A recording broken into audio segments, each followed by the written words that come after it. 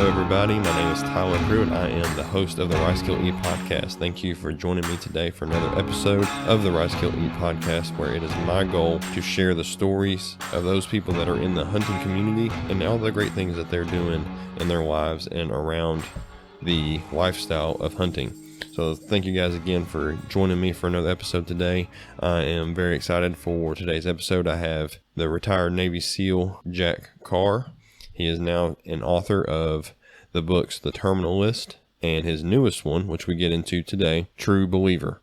So I'm very excited to be able to share that with you guys today. I really think you guys are going to enjoy it. And thank you for returning for another episode. If this is your first time listening to the Rice Kill Eat podcast, go ahead and subscribe to this show. I've had some really great guests so far on this show, guys like Jeremiah Dowdy, Colin Cottrell. I've had guys talking about all kinds of different topics around hunting, from filming hunts to bow fishing. I mean, we've had all kinds of people that are experts and have vast amount of knowledge in those areas. So go ahead and subscribe to the Rice Kill Eat podcast so you don't miss out on any of the future episodes. And if you haven't listened to some of our past episodes, go ahead and go back and check those out. Again, today I have Jack Carr. He is a retired Navy SEAL and he is now an author. He is actually a fiction author, which is something that we get into quite a bit. And we get into his motivation for why he chose to write fiction and the type of books that he has chosen to write.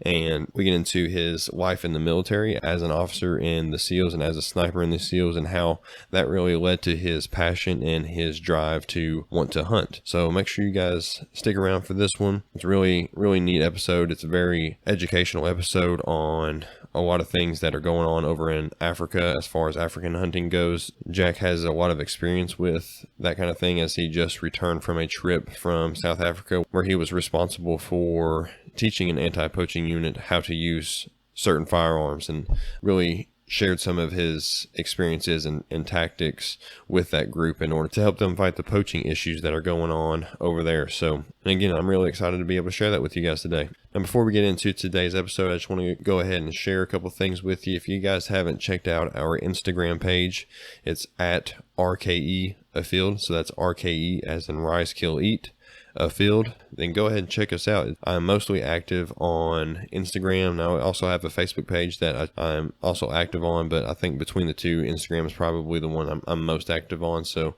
go ahead and check out RKE Afield on Facebook and Instagram, and then check out our website. It's rkeafield.com. You can find all of our shirts on there, all of our hats, and go ahead and just check out rkeafield.com whenever you get the chance. Last thing, if you haven't checked out the digital campfire that Colin Cottrell mentioned in, I believe is episode 10, then go ahead and check that out. And you can do that at jointhecampfire.com.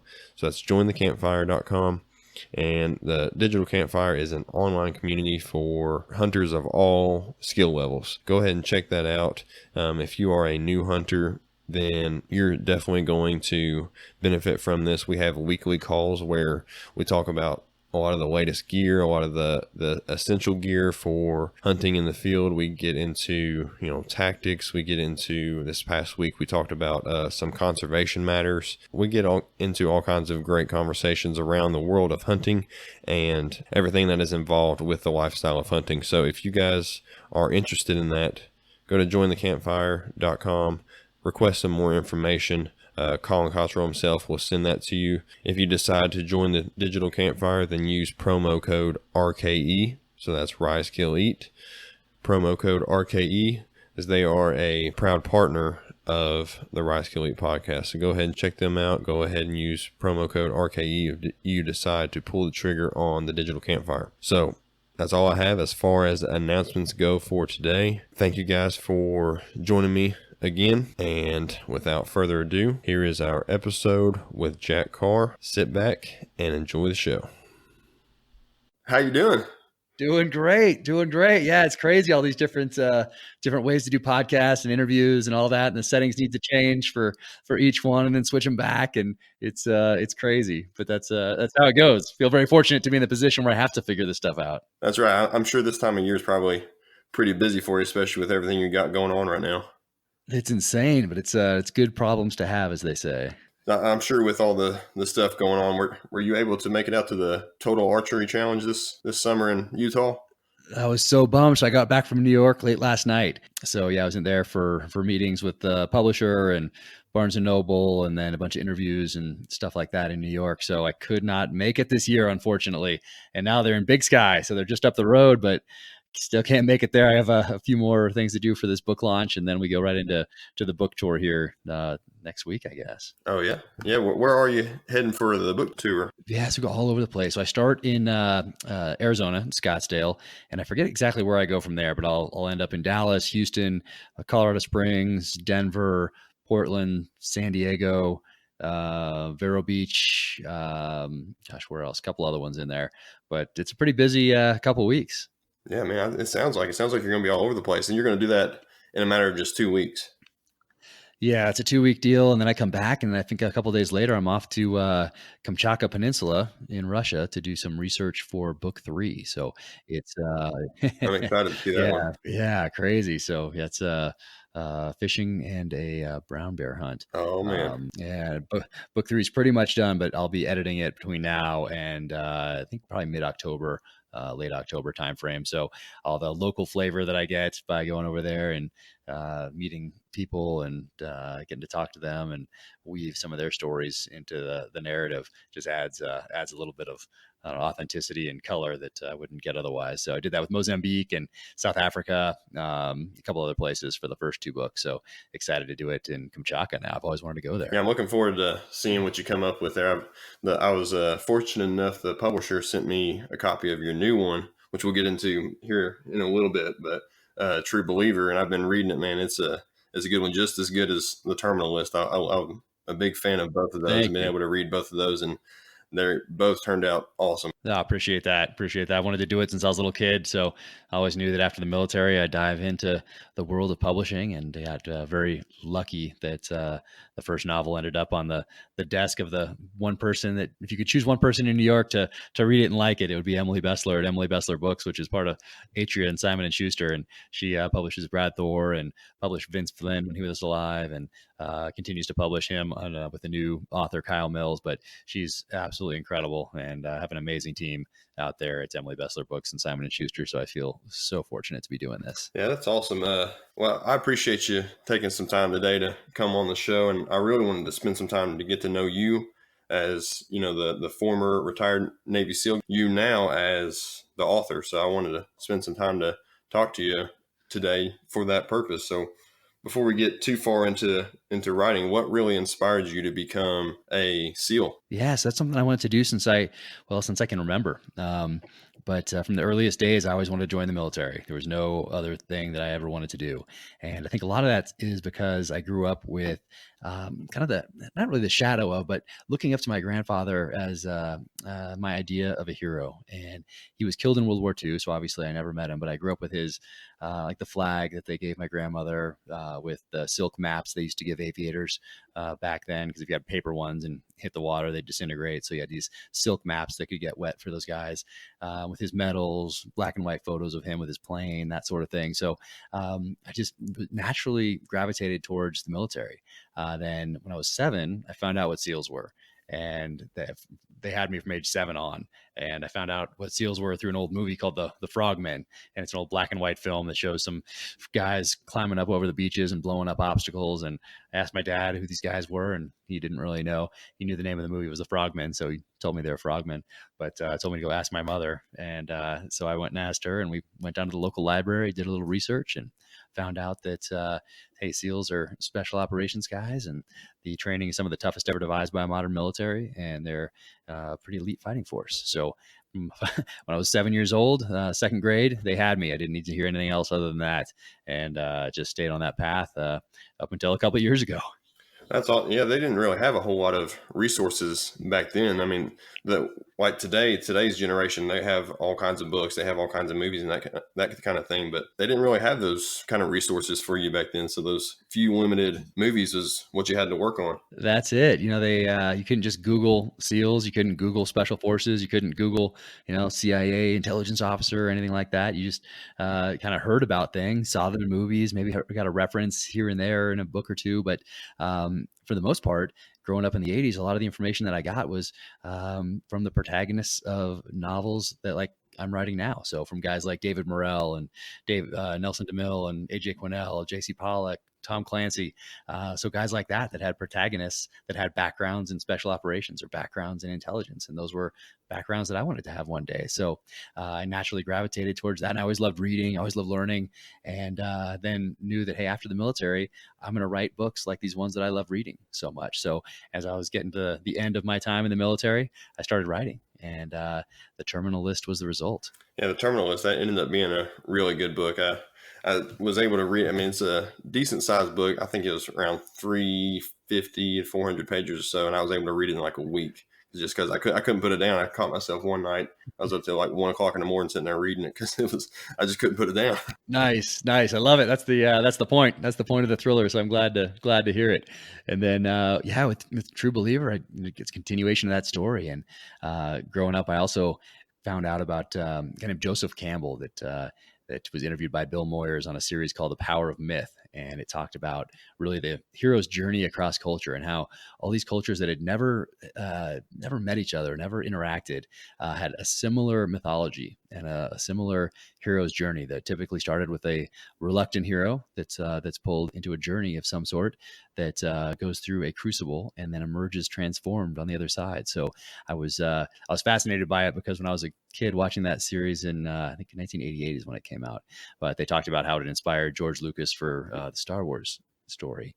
And so when I'm writing, I'm very cognizant of that each individual novel and then overarching a series has to fit within that paradigm somehow. So it's that hero's journey that resonates with us all and has resonated with us since we've told the first stories around the campfire, thousands of years ago. So a lot of your writing style now, do you try to keep it very similar based on your influences early on in life, or do you try to switch it up, or is it kind of a combination between the two? Yeah, I think we're all just we're all the experiences that we've had in life, and then the wisdom that we've kind of drawn from that. But my early education in storytelling was all those guys, all those masters of the thriller genre that I mentioned earlier. So those were my professors in the art of storytelling early on. So I think that really influenced me.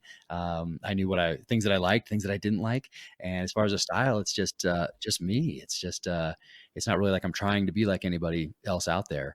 It's just everybody has their own voice, and so I'm very fortunate that, especially with that first novel, it really resonated with readers, and I think that's because even though it's 100% fiction, the emotions and feelings that the protagonist feels along the way are things that I felt downrange. So I took those emotions and just applied them to a completely fictional narrative, but it resonates with people, I think, because it reads like it's real, and that's because the feelings are real. And it ended up being a much more therapeutic process than I thought at the outset. So I got to revisit some of those experiences, revisit some of those feelings, and then use them in a constructive way on the pages of the first novel. And the same thing held true for the second one. So exploring those feelings again and putting them into the pages of True Believer.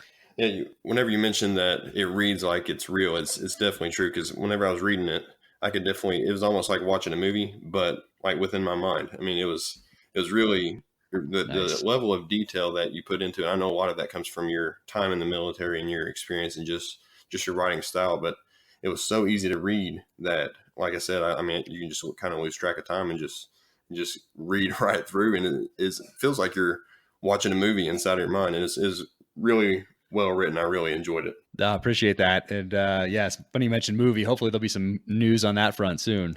So yeah, we'll see. Now, Fingers are crossed. I was hoping that you would mention, because I want to ask, because you never know which way it's going to go. But that's good to hear, though. Things can derail the morning they start shooting. I've heard all sorts of stories about that happening in Hollywood. So I'm going to keep my expectations low, so I'm pleasantly surprised if it gets made. But they've got a great crew attached to it, great director, great star, funding, screenwriter, the whole thing. So that's we'll great. see. That's great. So going back to your time in the SEALs, you were there as a sniper, right?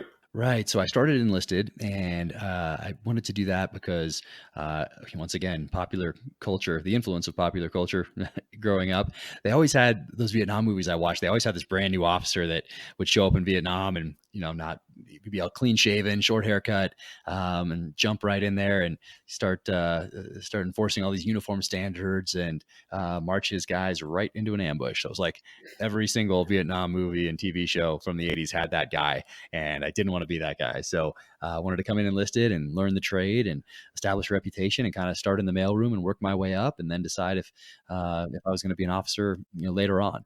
And I wanted to be a sniper, and I knew that typically officers were not snipers, so I just wanted to go that route, and that's what I did. So came in enlisted, went to Buds, made it through Buds, got to my first SEAL team, and that was pre-September 11th. And then went on that first deployment, came back, went to sniper school, went to free fall school, and then went through that next workup, deployed, and then a couple of weeks into that was September 11th, and that's of course when the world really changed for all of us. And then we got on that deployment rotation and kept going back and forth to Iraq and Afghanistan for the rest of my time in. What was the environment like in the military prior to 9/11 versus post 9/11?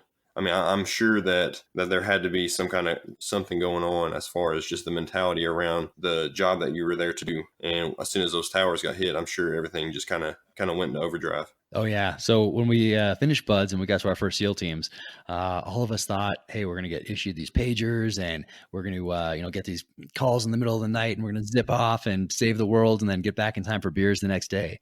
And that wasn't really how it was. You showed up at your first SEAL team, and the older guys, handed you a mop and said, mop that floor, paint that wall, change that light bulb, clean the bathroom, and you did new guy stuff.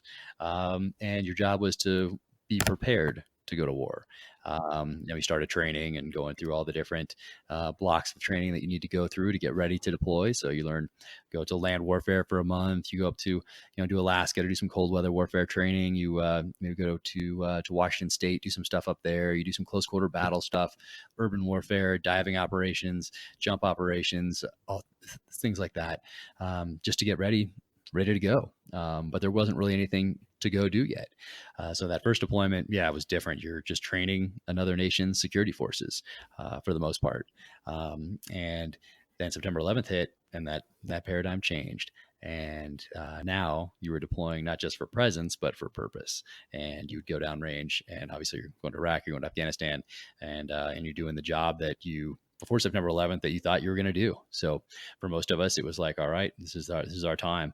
Our country needs us, and it's time to step up and do it. So if I had any designs on leaving the military before my 20-year mark, after September 11th, I was all in. There was no way I was leaving. And off we went. And we thought everybody was afraid they were going to miss it. That was the funny part. Like, we thought, oh man, we're going to miss it. Somebody else got to go to Afghanistan first, or somebody else is in Iraq first. Oh man, this is going to be done. We're not going to get in there. And here we are, creeping up on 20 years later in a little bit here. So yeah, there was no risk of missing it. Yeah, little did they know they were going to be there for a couple of decades, right? Yep, exactly. We still have guys downrange now, and I try to every day think about that as I'm sitting here in Park City looking at a beautiful view and maybe having a glass of wine with my wife in the evening, and the sun's going down. I try to remember that it's coming up elsewhere in the world, and we still have guys in uniform out there that are going up and going out taking the fight to the enemy. So try to keep that in my mind and remember that they're out there. Yeah. So your introduction into hunting was kind of related to your training in the SEALs as a sniper. Is that correct? I think I remember hearing you on, I think it was maybe Order of Man podcast with Ryan. Maybe it was with Jocko. I remember you getting into that quite a bit.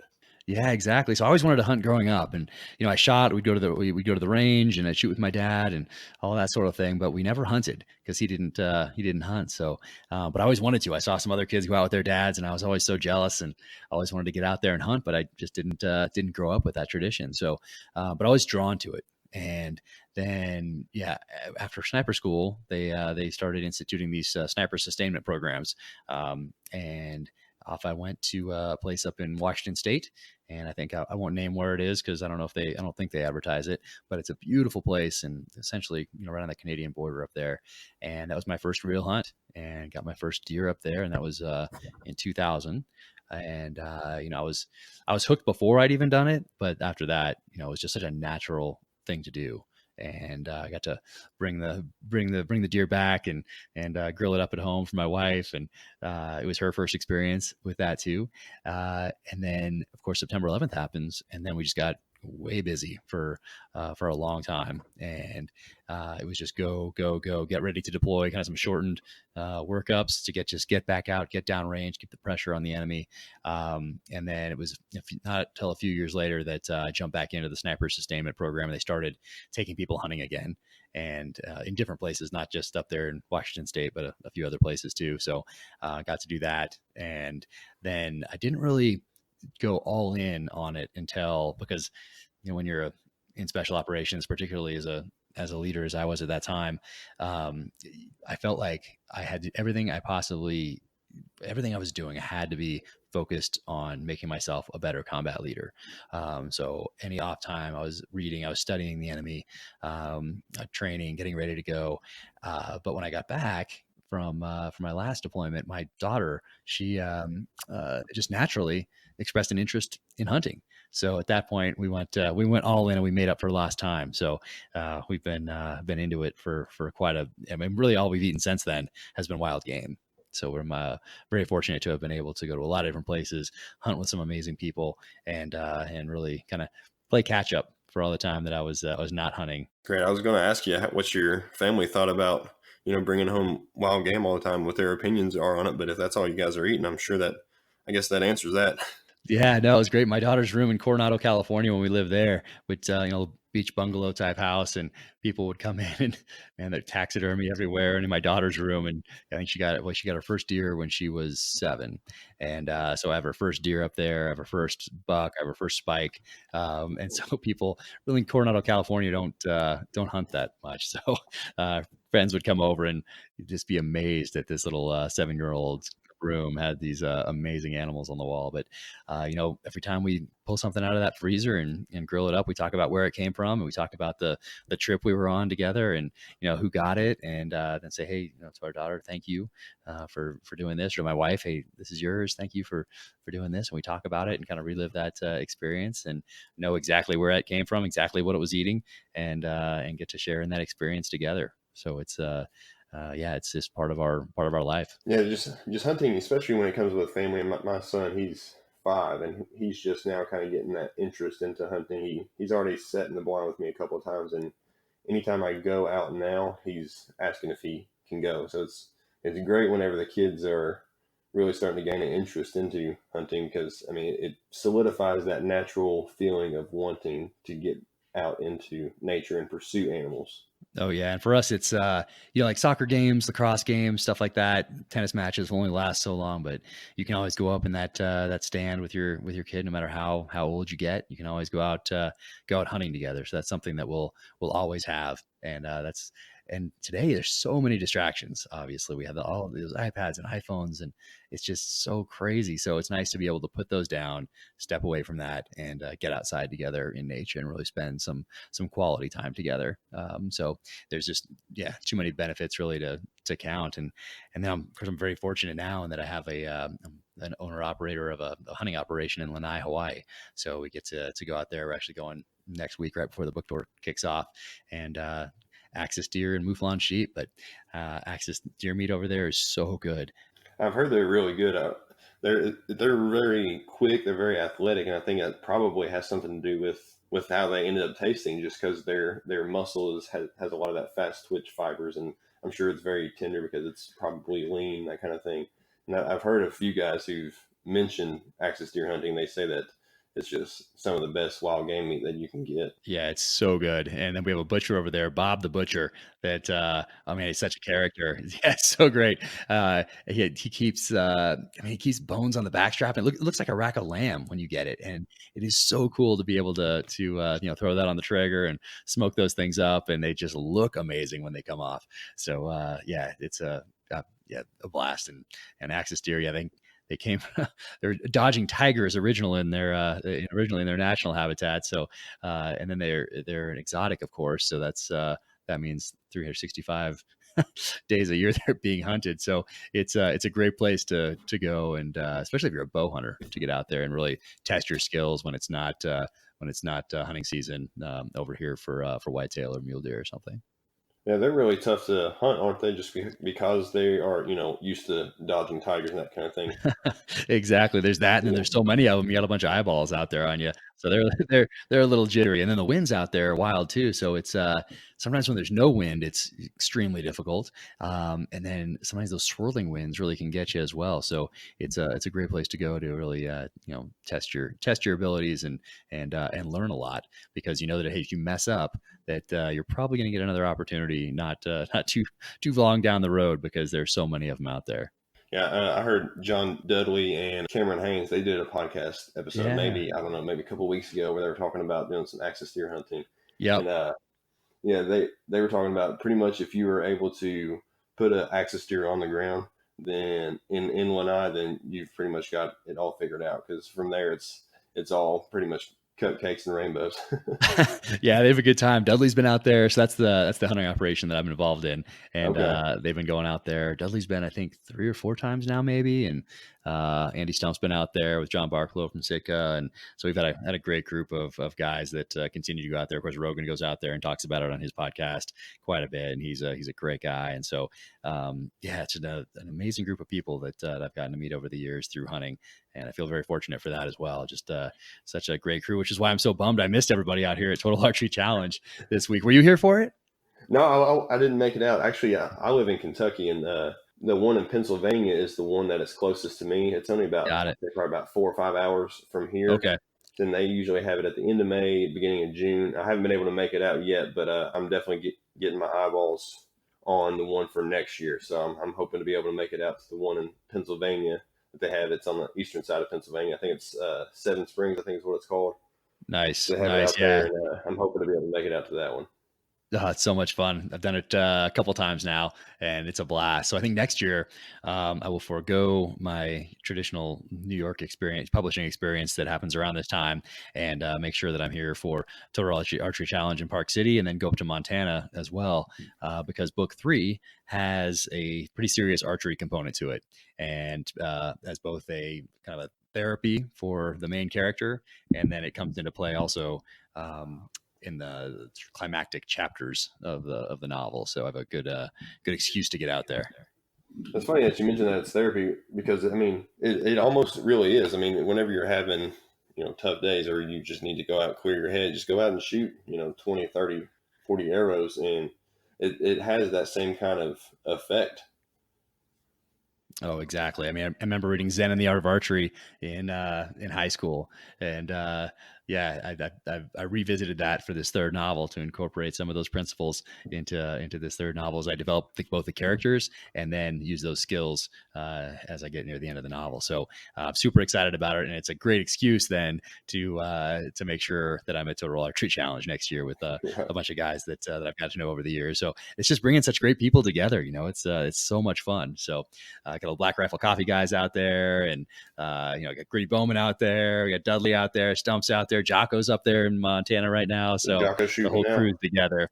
Yeah, he's shooting now. That's we awesome. did a thing in June last year where we all got together, and I think that was his first time shooting. But Dudley made him a bow and gave him some lessons, and he's all about it. So I think Dudley just put some stuff online with him today shooting, and makes a great shot. Yeah, it's a great way to bring people together and get people outdoors, and Total Archery Challenge is growing year by year. So it's such a cool thing to be involved with.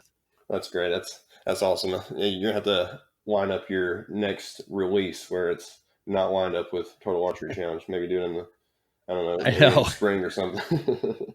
I know. Well, there's this Thriller Fest, which is I guess it's a convention, I guess you'd call it, of authors, agents, publishers, aspiring authors, fans, and brings everybody together on these different panels in New York. And that's what I've done the last 2 years. But next year, having the book be so archery centric and archery focused, I think I'll have to forego that and get on the mountain.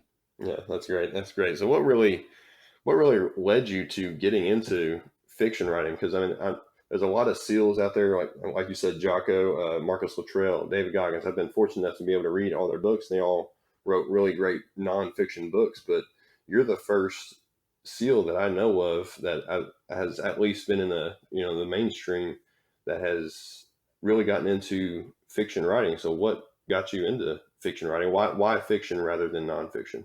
Yeah, there's plenty of guys that have done way more than I did in real life that have a lot more to tell. And as far as on the nonfiction side of the house, but for me, I just always wanted to write fiction since I was a little kid. It was just I knew I was going to go into the military. I knew it was going to be special operations. I knew it was going to be SEAL teams, and then I knew eventually I would write fiction in this genre, just like the guys I read growing up. And so that was really it. Those are the two things that I knew I was going to do with my life. And so as I was kind of wrapping up one and getting to the end of that 20-year mark in the military, knowing that I was not going to tactically lead guys on the battlefield anymore, then it was time to get out, time to take care of my family, and time to see if I could give this writing thing a go. And I was always going to write two, because there's too many stories of people that write one and it just doesn't catch on, doesn't take off, and they write a second one, and that's the one that hits. And the one that the example of that most people will know would be John Grisham. And of course, he wrote Time to Kill first, and he couldn't give that book away. And then he wrote The Firm, and that one is optioned by Tom Cruise. They make the movie, and we've had a John Grisham novel, legal thriller, every year since. But if he'd stopped at that first one, then he'd still be practicing law in some little law office and just be miserable. But he kept with it, and much like Buds, never quit. And an author, Brad Thor, when I first started down this path, he gave me some advice, and he said the only difference between a published author and an unpublished author is that the published author never quit. And that really rang true for me. I could really relate to that. So I was always going to write two. So I started writing True Believer, the second novel, before I'd even submitted the first one to Simon and Schuster. So I started this one in the summer of 2016. So I've been at this a while now, and it's just coming out July 30th. But I was always going to do two, and I was just very fortunate that first one took off and really resonated with people. And now third one's come in the hopper. Yeah, that's great. So did you ever plan on doing the third one, or were you just going to kind of see how things went for the first two? Yeah. So if the first two didn't catch on, then I was going to reevaluate my choices and probably have to fall back to a contingency plan. It's always good to have secondary and tertiary plans. So I had those in the works as well, but I was definitely going to give it two books my absolute all, and then I was going to reevaluate. And maybe that would have meant a third or a fourth or a fifth, but who knows? I was just all I knew I was going to take a breath at that point and reevaluate. But I got very fortunate with how the first one went, and very fortunate how this second one is beginning its launch, and very excited about the third one that I'm putting the finishing touches on now, and that I'll be editing for the next few months, because it's the one I've wanted to write since I was in sixth grade. Really inspired by, I don't know if you've ever read it, the book called The Most Dangerous Game. It's really a short story by a guy named Richard Connell, written in 1923, and really it's a story that it has inspired quite a few books and movies and television shows over the years, but it's really about the hunting of man. And I always wanted to write that since I first read it in the sixth grade, and wanted to drop it into, at the time, the geopolitical backdrop back then in the 80s. But this third one is that story, really, with the characters from the first two novels dropped into today's geopolitical landscape. So I'm very excited about that one. And yeah, I feel very fortunate to be doing something I'm so passionate about and that I love so much. Like, one of the biggest things that I have admired with you and respected with you for the I guess it's been about a year that I've been following you on social media and listened to your different interviews on podcasts and stuff, but just your ability to really hone in on your, I guess, quote unquote, next mission. So I feel like a lot of military members, I wasn't in the military. I never served in the military, but I have, just as many millions of other Americans have. They have family members and friends in the military. But just your ability to find your next mission in writing has been it's been admirable. It's been very respectful, very, very respectable, I guess would be a better way of saying it. I mean, how important is it for somebody that has served in the military to find, I guess, their quote unquote next mission? Right. So I think it's any transition in life, really. It doesn't have to be the military, but that's just the one that I have experience with. Right. Now that I live here in Park City, I see it with Olympic athletes up here over the years, and meeting and getting to know a few professional athletes. You see it in those ranks as well. But it can be any transition in life, whether it's job, whether it's professional or personal. But the importance of finding that next mission and finding that next purpose is vitally vital importance.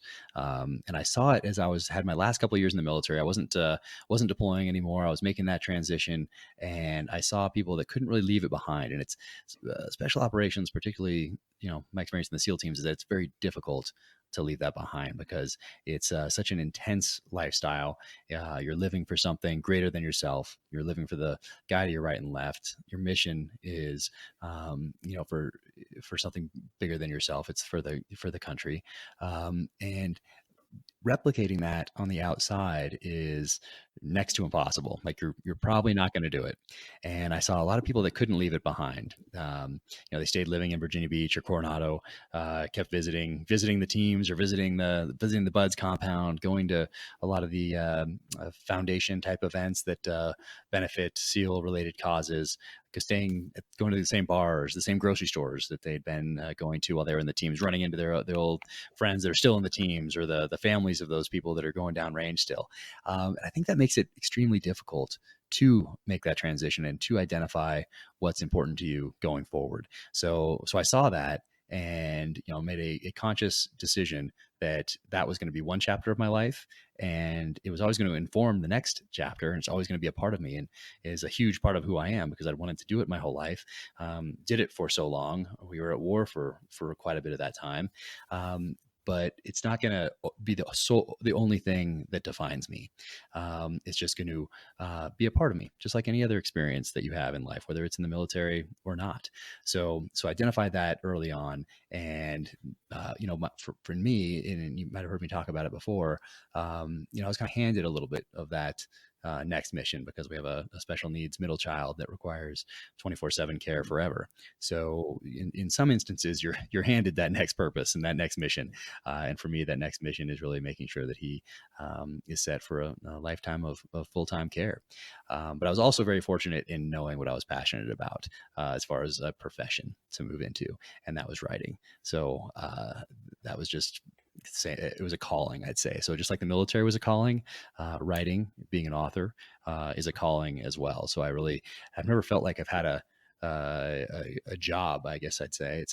It's more of a profession, a calling, and a passion. So I think identifying that as you're making a transition or well before, and identifying the things that are important to you so that you know what to say yes to and what to say no to almost before the question's even asked. So and for me, what that was freedom. So if something didn't, an option or opportunity didn't fall within that umbrella of freedom, both financial and schedule, then I didn't even need to think about it.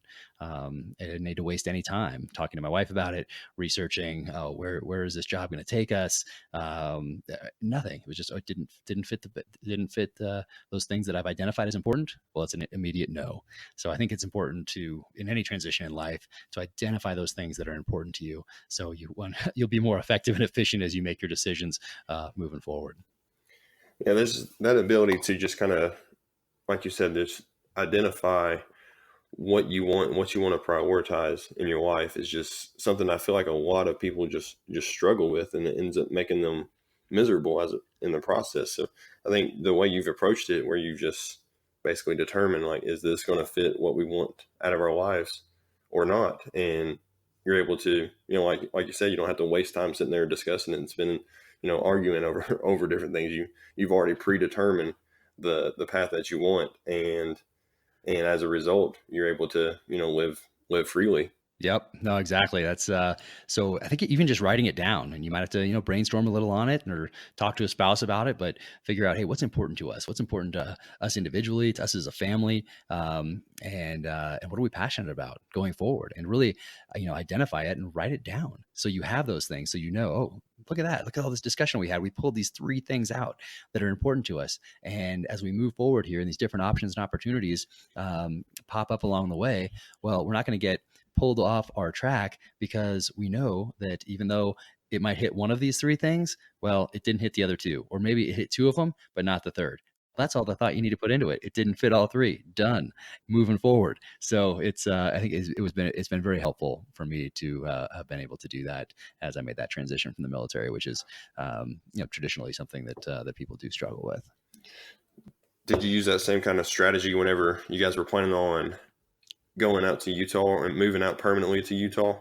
Use that same kind of yes or no strategy? Exactly. It was a little different in that we didn't think we could move because of our middle child's special needs and Right. where how he was set up in San Diego. We thought we thought that okay, we're tied to San Diego really forever. Then we took a vacation with him for the first time, and we came out here and we brought somebody with us to help, and we realized that hey, we can do it. We can move somewhere. We're not tied to San Diego. So that was a little bit different for us. And then, but it did fit into my thinking of hey, it will be healthy to make a clean break with the military, and not just psychologically but physically.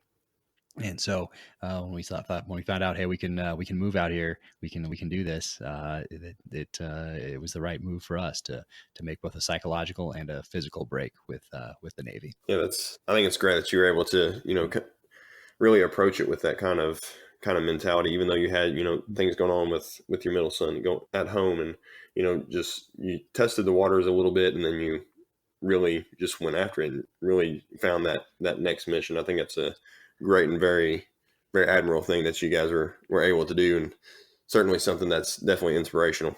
No, I appreciate that, and we love it out here. I mean, we were in California was great to us, San Diego was great to us, Coronado was great to us, but when we crossed that border into Utah for whatever reason, we just felt more free. You didn't have to worry about what is the magazine capacity on these pistols and rifles, or Right. now I can have a suppressor out here. Does that thing have to have a bullet button on it or not? Or what? So it was. It might sound strange, but I felt it. It was like a visceral feeling when we crossed that border. You just felt more free. So this was a great move for us, and we love being in the mountains, and we love raising our kids up here, skiing and snowboarding and hunting and trail running, and and it seems to have drawn people that also want to raise their kids in the same kind of environment. So it's a great place, and we've found our home.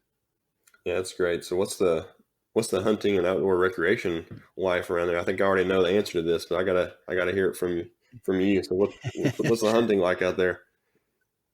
Yeah, it's not bad. Yeah, I got an amazing elk this year, and gosh, it was like 45 minutes from the front door, but a beautiful place. And oh man, it's crazy. I mean, I've been so busy that I haven't been able to explore it quite the way that I want to.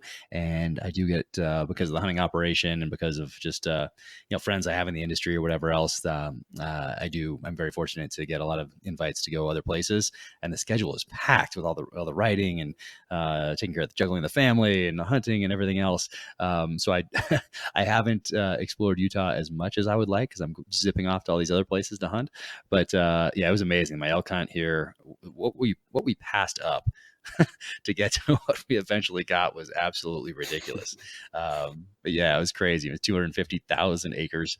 So it was private land, but there's amazing public land hunting here as well. And yeah, I got a couple other ones coming up here in the fall. So I'm super excited to be here. And I really want to do a lot more hunting within driving distance of my front door rather than flying to these places these days, because being able to maximize my family time, especially when we're so busy with book tours and everything else. It's nice to be able to zip off, do a hunt, and zip back and not have to fly halfway around the world. Yeah, some of those best hunts are the ones that you can, wake up in your own bed, go out, spend the day out in the field, come back, sleep in your own bed. Those kind of hunts can definitely be definitely a change in the typical pace of Western hunting. When you got to backpack in, Yeah, you got no, to, it's great. those backcountry type style hunts. Yeah, and this is a great spot to be able to launch, and because from San Diego, like you're going somewhere. I mean, there is hunting around San Diego, and I did do a little hunting around there, but from here, it's a great blast off point. Like from San Diego, just getting here, Hmm. whether it's by plane or driving, I mean that's a full day. Just to get here in order to launch into this state or Idaho or Montana or Wyoming or Colorado, but to have all those states and all those that amazing hunting within a day's drive. I feel so fortunate to be surrounded by such beautiful land, and I'm looking forward to exploring it with the kids. And yeah, just amazing. Because from San Diego, we had to get up and go somewhere, whether that was Lanai for Axis or we're on a lease in Texas also. which is nice to be able to get the kids out there, and especially when we were in San Diego, because they could kind of get to know a piece of land. I think it's really important to for kids to revisit some of the same piece of land, to get used to, not get used to it, but to really know it. And because you can zip all around and you can learn a bunch of great stuff, and it's all wonderful. But to really go out and know a piece of land, know the animals on it, there's something about that. Going back to that same piece of land every year, every hunting season, and spending some significant time on the ground there is. I've seen it with my daughter, and I took my son out there for the first time, our youngest one, this last year, and it's really cool for them to go out there and for my daughter to jump into a side by side or four wheeler and know exactly where she's going and hop out, know how the gates work, get out there and know which stand she's going to go to, and what she can expect to see at what times of the day. And it's a really cool thing to do, I think, to go to a piece of land that the kids really get to know. Yeah, it definitely is. That's something that both of my kids, I've been fortunate enough to be able to take them out to the land that I hunt on. And my son, he could tell you just about where everything is there. I mean, he's been out there so many times that he knows where the tree stand's set up. He knows where we set the blind up last year. He knows where the deer trails are that are coming in, that kind of thing. So it's really neat to be able to see kids as young as mine. Like I said, my son, he's 5, and my daughter, she's 3, and she's even starting to pick up on some things too. And just being able to see them, really take ownership of those little pieces of land. It's very refreshing to be able to see those, especially when kids nowadays, they're typically, face first into a phone or a tablet or TV screen or something. And be able to see them, react with nature is really neat. Yeah, gosh, it's hard to compete with that, with those digital devices, Right. especially when we're on them all the time for work. Like, it's like my mobile office, So Right. I know I have to work on it as well. I kind of I try to come into my actual office to jump on it, but oh man, it's tough. We're kind of addicted to it too. But yeah, right here where we are, it's we have a couple moose that come by all the time. We have mule deer coming by, elk. Elk don't come right by our house; they come by down the road a little bit. But the moose and mule deer absolutely love this area. And we had a moose on our deck. Actually, it was licking the Traeger grill soon after we moved in. I have a great video of it. So after that, we got a gate on the deck.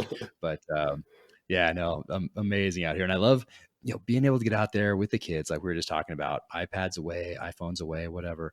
And that's one of the few places where you can really do that, is hunting. And the other I found is on river rafting trips. So every year we go we go down into River Canyon. There's no cell service, which makes it easy for me to put the phone away, because there's no, just hold on one second. I just got to return this text really quick, and then I'll get back to you. Like that's not even an option. So I love doing that every year. We've been doing that for quite some time now.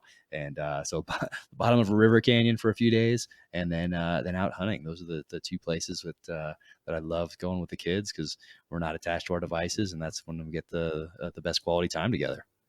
Yeah, that's great. That's awesome. It's hard to beat those family moments out in the woods. I mean, even going out, just doing a hike or that kind of thing is just getting out there and just kind of resetting and refreshing it's really very important. I think it's important just for family dynamic in general, just because, like you said, I mean, you just put those phones away and your attention has to be on the wife and kids. It has to be on those around you rather than the screen that's in your pocket.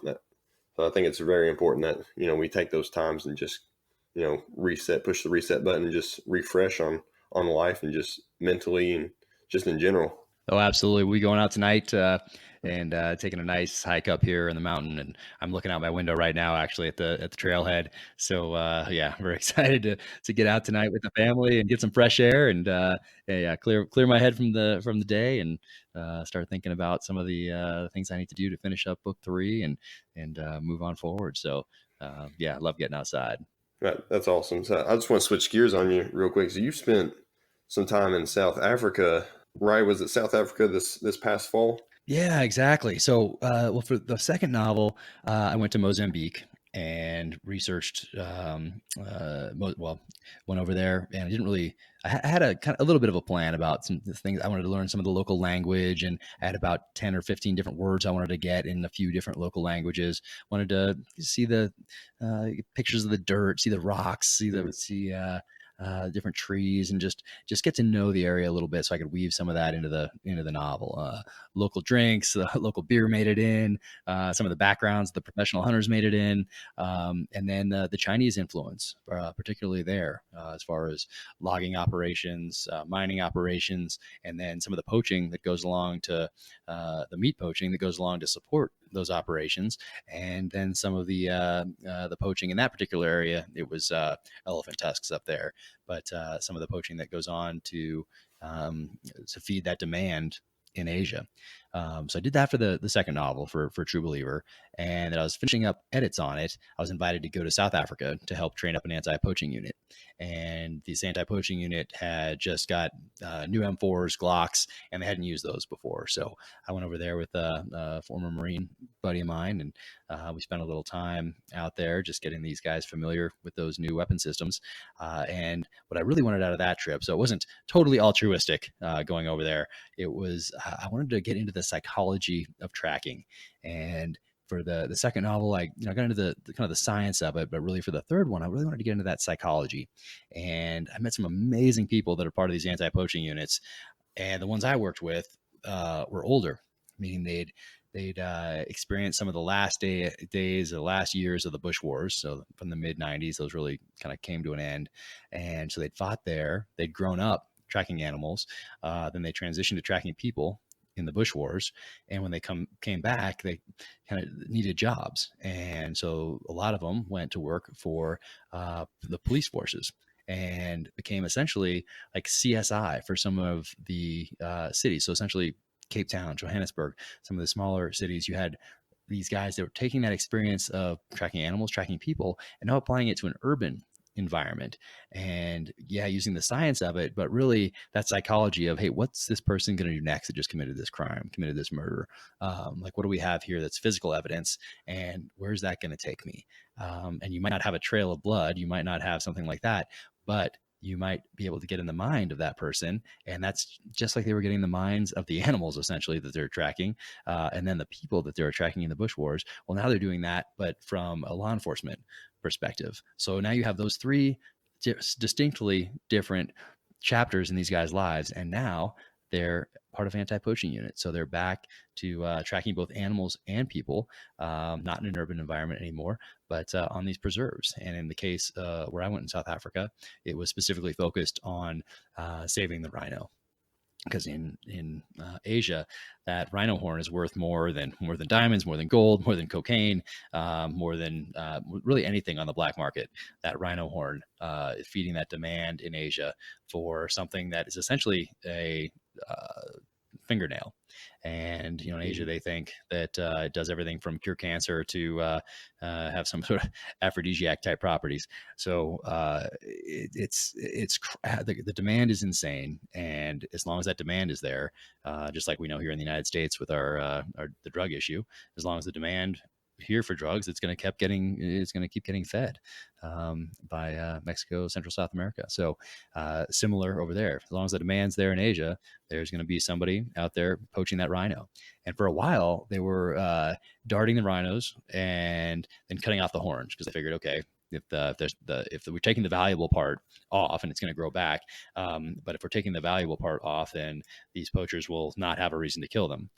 And what happened is that the poachers killed them anyway, because they typically get on these preserves at night, start tracking, and find the rhino, and then they'd find that it didn't have a horn, and they'd kill it so that they wouldn't waste time the next night tracking one that didn't have the horn. So it didn't really end up working. But being able to spend some time with those guys, talk to them about their history, and then see what they're doing out there to help preserve some of the last rhino on Earth was, well, it was an honor to be a part of it, that's for sure. And it wove its way into the pages of both parts of book 2 and book 3. Man, do they do any kind of, so it's the Asian cultures that take that horn. I'm guessing they probably, grind it up, turn it into some kind of powder or something to use it. Is that pretty Yep, typical. that's exactly it. Yep, and Oh I think yeah. it's my research is a couple months dated now, but I think it's China and Thailand that are the two biggest offenders from what I remember anyway. But yeah, it's just sad that an animal will probably be going extinct because of a fallacy that's attached to its horn. And there's no kind of Western medical research, I'm sure, that they're even considering for the fact that it's not even doing what they're wanting it to do. Yeah, there's a lot of initiatives out there that they're taking, particularly stars like movie stars from Asia that are doing public service announcements to try to spread the word that, hey, this stuff doesn't work. Like all you're doing is killing a rhino. You're not doing anything else. It is not helping cure cancer. It is not, or it does not have any other, sexual type things that you think it does. And there's all sorts of initiatives out there to try to educate people and try to to spread the truth about what's really going on and what they're a part of by buying this rhino horn. So is it working? The data I looked at didn't seem things don't look hopeful. I'll put it that way. But you have people that are out there that are spending a lot of their own money to preserve the rhino. So these landowners in South Africa, in particular, are spending vast amounts of money and resources to try to save the rhino. And yeah, it's a tough situation though, no doubt about it. Mhm. It's a I hate to say losing battle, but long term it doesn't look great. Yeah, I think Netflix, they did a documentary. I think it was called Trophy, where there was different parts of it, and one of the little sub stories that they did on it was a guy who basically sunk his entire fortune into saving Yep. like a white rhino. I guess it'd be, I'm not sure what you would call it, concession, some kind of an area where white rhinos were. He basically took all of the money that he had, and he was a wealthy guy, and sunk all of his money into it just to try to save this rhino population. And basically at the end of the film, they kind of reiterated, kind of came back to his story at the end, and basically said, yeah, it's not looking good for him. It's almost a futile thing that he's doing, just because it's not really making a dent, just because the demand is there, therefore the supply has to be there as well. Yeah, no, that's tough. His name's John. I forget his last name right now, but yeah, I think it was Yeah. CNN did it called Trophy, and it's probably on Netflix now. But Yeah. Okay. yeah, gosh, yeah, that guy he sunk everything he had into that project. Yeah, tough situation over there. But being over there in the fall and doing that training and taking all those notes and learning so much from those guys about tracking, and they took me out and did a tracking course with me, and it was so cool to watch them work. Just incredible. But they invited me back this summer with the family. So I just got back a few days ago. Family continued on and came back here. I stayed in New York for some publishing stuff, but I got to go back there with my family and explore Africa with them. So it was really cool to spend a few days with two of our kids. Our middle one couldn't go, but with my wife and two of our kids out there, and share a little bit of what I experienced in the fall with them. It was their first time there, and we had a blast. That's great. That's great. That sounds like a pretty awesome trip. There's a lot of controversy around African hunting, and a lot of people don't want to really talk about it. I think a lot of it may just be that there's just a lack of information, or anytime that somebody posts a picture of them, doing a grip and grin with I don't know, a Right. lion, with Cecil the lion. I mean, how many years ago was Yeah. that? A few years ago, and there's a lot of people that kind of steer away from African hunting. But I feel like in Western society, especially with the media the way it is and how quick they are to put those kind of pictures up, I think it's important that people really really educate themselves on what's going on over in Africa, just because of the poaching demand. There's just so many different aspects to it, other than just some rich white guy holding a giraffe or something. I mean, there's so many different elements to it.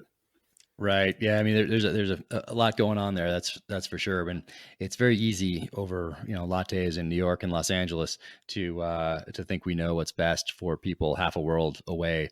Living in a village, barely scraping by with enough food to feed their families.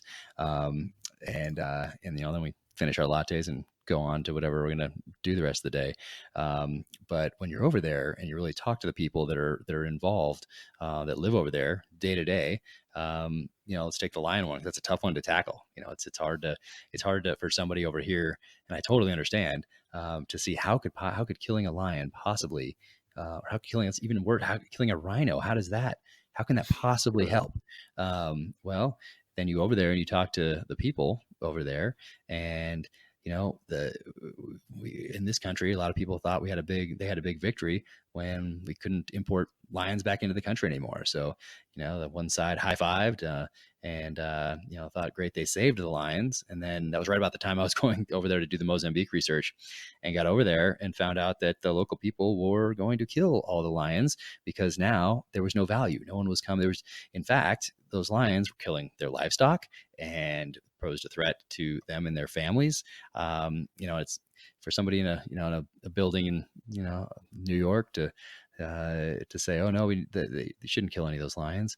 Well, the wife and kids are sleeping with maybe just a little bit of thatch between them and a lion that's outside. It's a little different story than when you're going back to your home in Greenwich. So it's tough. It's a tough thing to kind of wrap your head around. And then when you apply the science to it, and let's just take the rhino. When rhinos get older and they're past they're not breeding anymore, well, sometimes they start killing younger rhinos. So that rhino is going to get killed over there. Somehow it's going to get killed, especially if it's killing 3 or 4 baby rhinos. Well, now you have one older rhino that's not breeding anymore, that's now just killed 3 new ones. And okay, well, let's say we have a few thousand of these rhinos left. Now we just lost 4 or 3, whatever. So that bigger rhino is that older one's going down somehow. Now that can either get auctioned off here in the States or in Europe or somewhere else, and they can make money on it, or not going to make any money for that's going to go back to paying for these anti-poaching units, these patrols, these helicopters that fly to patrol these areas looking for poachers, random patrols and vehicles that go night and day. That stuff's not free. That has to get paid for somehow.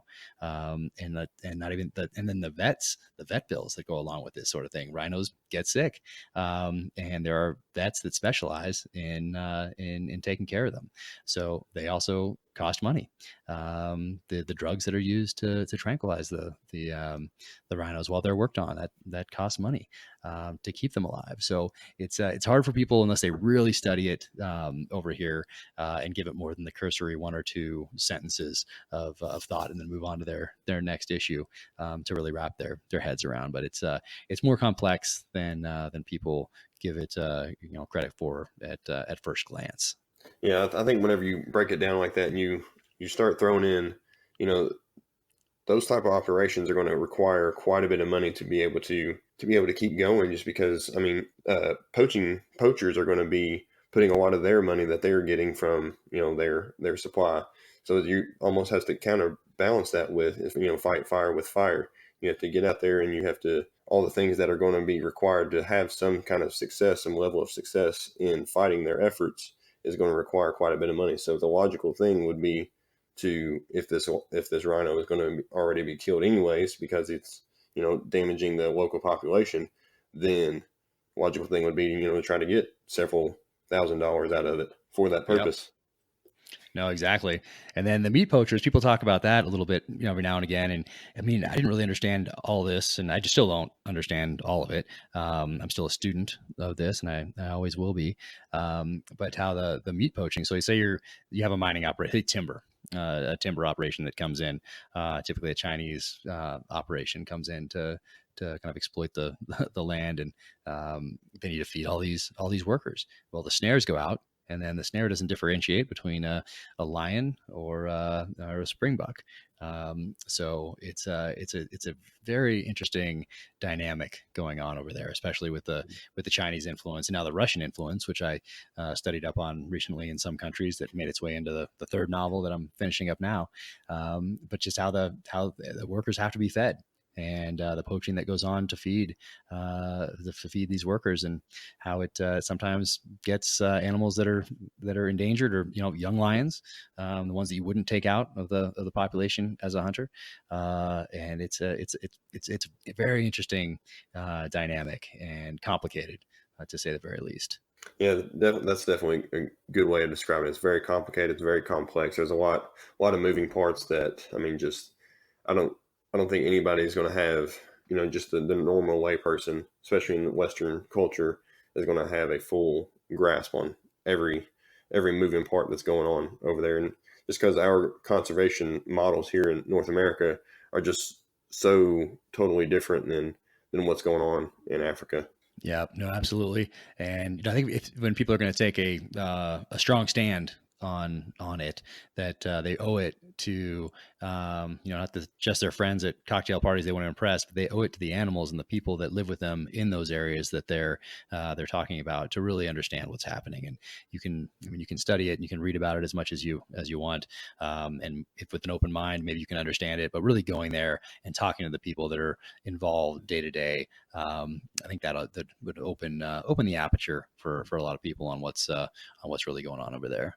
Absolutely. I think you hit the nail on the head on that one. And you actually included a lot of your experiences over in Africa in this second novel, and I thought that was a very interesting section of the book. And I learned a lot from just reading that section of the book. I don't want to give anything away, so I kind of let you talk on that part. But I mean, there were so many different things that you mentioned there, that the characters mentioned, and it kind of happened in the story, that you really just educated me on the kind of things that are actually going on over there.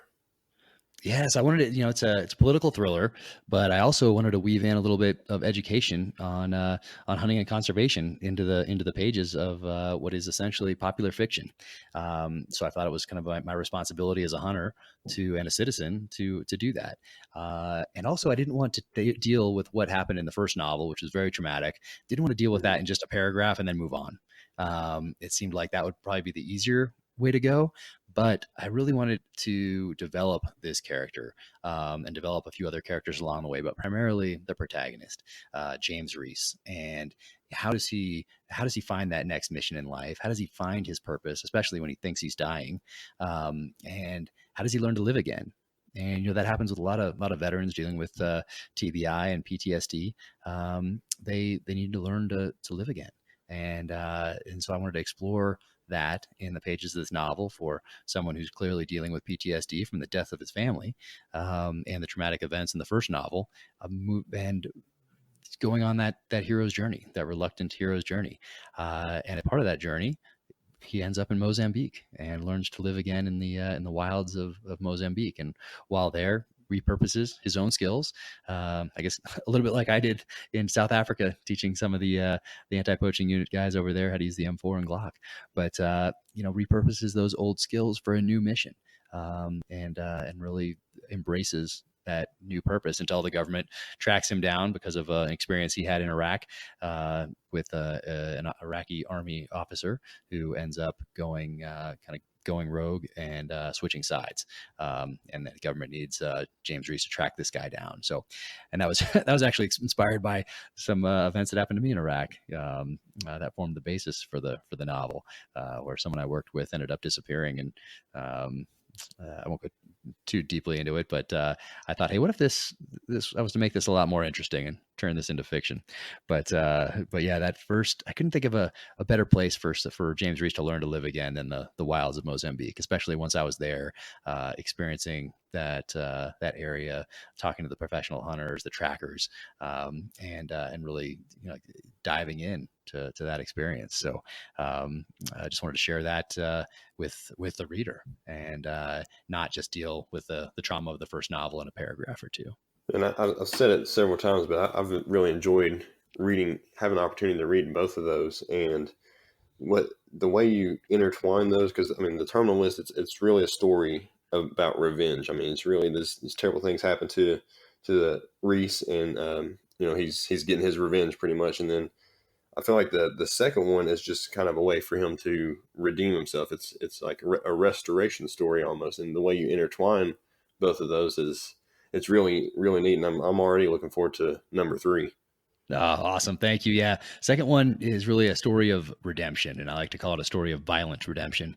The first one, yeah, right at the base level, it's a story of revenge without constraint. And I took a yellow sticky pad, and I got this from Stephen Pressfield, who wrote a book called Gates of Fire, wrote another one, Legend of Bagger Vance. And he's an amazing guy, but he has a few books also on creativity in general. And he brings, he comes from the writing The tradition. War of Art. I read That's that it. one. Yeah. War of Yeah. Art, Turning Pro, The Authentic Swing, Do the Work. So he has these great books, and they all essentially say the same thing. They say, be a professional, sit down, and do the job.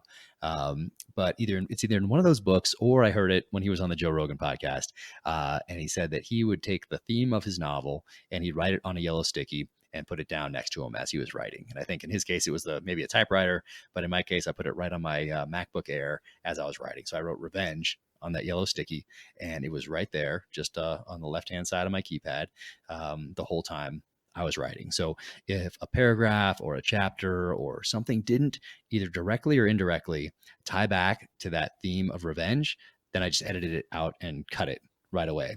And I think that helped, because once it got to New York, I thought there was going to be a ton of edits, and really weren't very many. There was just a few.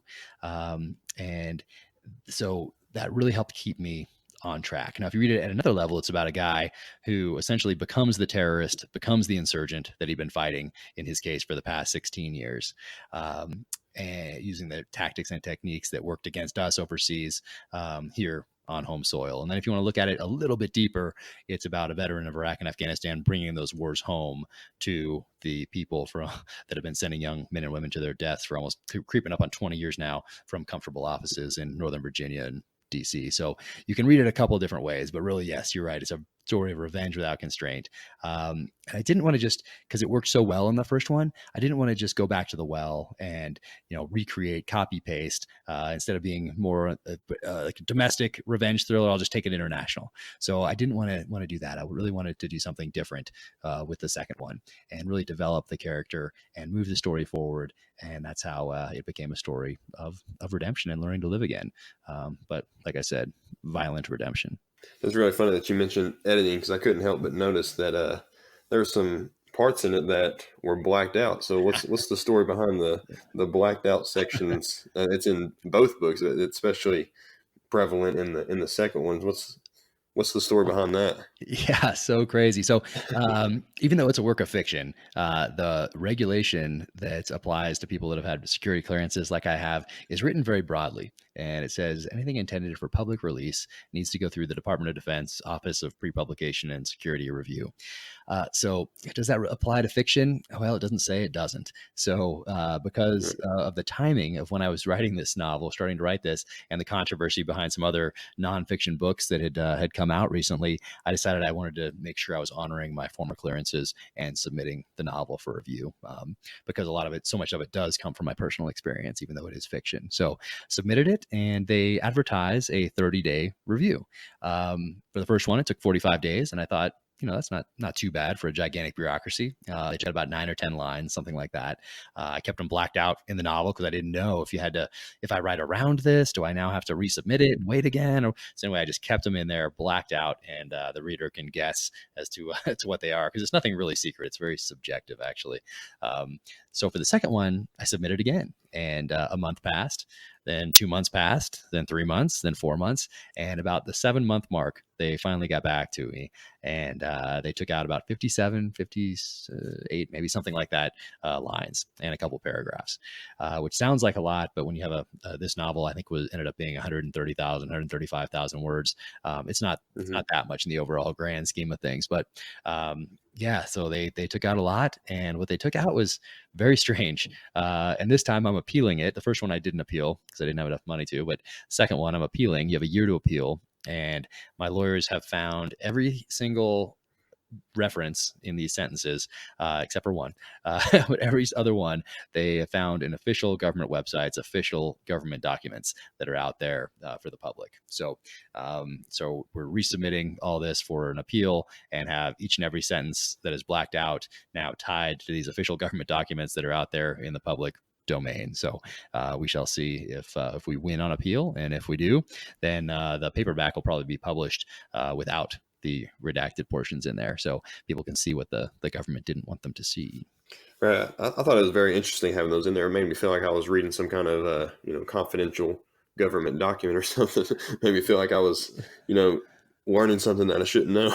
Yeah, Very no. kept, it kept me intrigued in that way, very much Awesome. so. Awesome. Glad glad to hear it. But I don't want to overplay it because it is what they took out is really I can't believe some of the things they took out. But hey, Right. that's the government. But Yeah. don't go back and read once they release the other Yeah, I stuff. mean, you might be You see disappointed. kind Yeah, exactly. You might be. It's not who really killed JFK. It's not in there. Oh, okay. Yeah. Gotcha. So I don't want you to be disappointed, but it was interesting nonetheless. It probably ended up on somebody's desk who wasn't a big reader. They're not going to get in trouble for taking too much out, but they can probably get in trouble if they don't take enough out, if they miss something. So they took out a location I thought was very strange. They took out a location that I had no tie officially to in my time in uniform. Never even came across somebody that had done anything in this specific country, and so I used that in the novel, and just because I'd been there years before I was in the military and loved it, and I could describe it, and they took out every reference to it, every reference to the architecture of that area, to the mountains in that area, which I thought was very strange. But then, of course, they, being the government, they missed the capital city and left that in there by accident. So knowing the intent, I helped them out and redacted that for them. There was one specific question that I wanted to ask you, and I haven't heard you answer anything like this, so I just kind of want to see what your perspective is on it. But so, how similar are the stories of James Reese and Jack Carr? Well, so he is much more skilled with firearms, with his combatives, much more witty, much stronger than I could ever hope to be. But he is a former enlisted Navy SEAL sniper that becomes an officer, and he's at that stage when we meet him in the terminal list where he is going to get out and he's on his last deployment and he's going to go take care of his family, and that's where I found myself when I started writing this novel. So in that respect, I was exploring some of the things that I'd been through in the SEAL teams, and taking that experience and applying it to this fictional narrative. So in that respect, it's that part is closely tied to me and my experience, but it really is a 100% a fictional thriller. Gotcha. I had to ask that because you just never know. Yeah, I appreciate you taking the time today. And as we're kind of winding down here, there's always one question that I like to ask my guests, and I've gotten some really awesome answers. They've all been unique, and they've been some really really great answers around this question. And That's a lot of pressure to put that on me right question there. is, no, I know I don't want to put any pressure on you, but no pressure. But no, it's a what does hunting mean to you? Yeah, the first thing that pops to mind, it means freedom. These aren't the king's deer like they were for a long time in Europe, from where a lot of us can trace our origins. So to me, it means freedom. It means self-reliance, and those two things go hand in hand. So being able to go out and procure meat for our family, especially together as a family, just lends itself to that one trait that I identified as being more important than anything else as I was leaving the military, and that's freedom. That's great. That's a great way of putting it. That's definitely very true. That the whole idea of self-reliance and the whole idea of freedom, it's really encapsulated. It's really embodied within the act of hunting, and just being able to get out and explore freely, put the boots where you want to put them, and it's a really good experience. And being able to know like what you're feeding your family. I mean, there's a certain freedom behind that. That's something that one of my previous guests, Jeremiah Dowdy, he's with from Field to Plate. He kind of got into that quite a bit, and it was just I think he hit the nail on the head with that one. Yep. Nope. That's it. That's it. Can't wait to get back out there. I'll be I'll be hunting in a few days. So very excited. There you go. Axis deer on Lanai. Here I come. That's awesome. That's pretty much a year-round deal, isn't it? Yep. Yep. It's Yeah, they're exotic, so you can get out there anytime. that's awesome. Well, when does True Believer? When's it coming out, and where can people get it? Yeah, True Believer hits shelves on July 30th. Book tour kicks off the night before, and if a lot of people have been asking me about sign books, which is, kind of humbling. And I don't know if I'll ever get used to that really, but, you can call ahead to different bookstores and I'm more than happy to sign them and personalize them to anybody. And the bookstore will send them off. But yeah, July 30th, it hits shelves. And if anybody wants more of like a deep dive into some of the weapons in the book or whatever else, then I have a website, officialjackcarr.com. And I go a deep dive into a bunch of different things that I use downrange and kind of share the writing journey with people through that site. They can sign up for the newsletter there if they want and that sort of thing. And then on the social channels, it's Jack Carr USA. And it's Twitter, Instagram, and Facebook, but it's not me on Facebook. It's just kind of like a repost from Instagram over there because, man, juggling three different platforms was just too much. There was no way. So things do get posted there, and it's just kind of a carbon copy of what gets posted on Instagram. But it is me on Instagram and on Twitter, and I engage on both those platforms. And coming from a background where we didn't have people probably do now, but I didn't have Facebook, didn't have Instagram, I just didn't have Twitter. I kind of just shied away from all of that because of what I was doing, and I'm kind of introverted by nature anyway. But in this new chapter, I kind of got to get out there and do it. But what I really enjoy about the social channels and about Instagram and Twitter in particular is that I can thank people for reaching out, for reading the book, letting me know they enjoyed it, or maybe if they didn't, but for the most part that they enjoyed it. And I really enjoy being able to thank everyone because I wouldn't be able to do this without people picking it up and reading it and telling a friend. And I think that this thing has become such a success because of word of mouth. And now word of mouth isn't just you telling a friend that you work out with or something. You can tell people on the social channels. You can tell all these people that follow you, whether it's one person or a million. And that has really helped get the word out there from somebody like me who was a complete unknown. So I really appreciate everybody that's read it, enjoyed it, and told a friend about it. And can't thank everybody enough. That's awesome. I appreciate you taking the time today. I'll be sure to put all those links in the show notes for anybody that's wanting to go ahead and pre-order this date. So I'll have all the resources and the links and everything in the show notes for you. And I'm hoping that I can at least help a little bit with the whole word of mouth thing. Right now, we're still a pretty small show, but numbers are rising a little bit. So I'm hoping I can help you out at least, even if it's just one person. Then I've helped out some. So. Awesome. I sincerely appreciate it. It's great talking to you. Always great to talk to a fellow hunter. I absolutely love it. So hopefully we'll meet up in person one of these days. Yeah, I hope so. I'm hoping to make it out to Utah sometime for the Total Archery Challenge, and if I do, I'll definitely reach out to you. Awesome. It's on my calendar for next year already. So let's do it. All right, sounds good. Sounds good. I appreciate you taking the time, man. I'm gonna let you get out of here and go ahead and let you spend some time with the family. And best wishes to you as you head off to Lanai. Hopefully, you're able to put some meat on the ground. Thank you very much. Yeah, looking forward to it.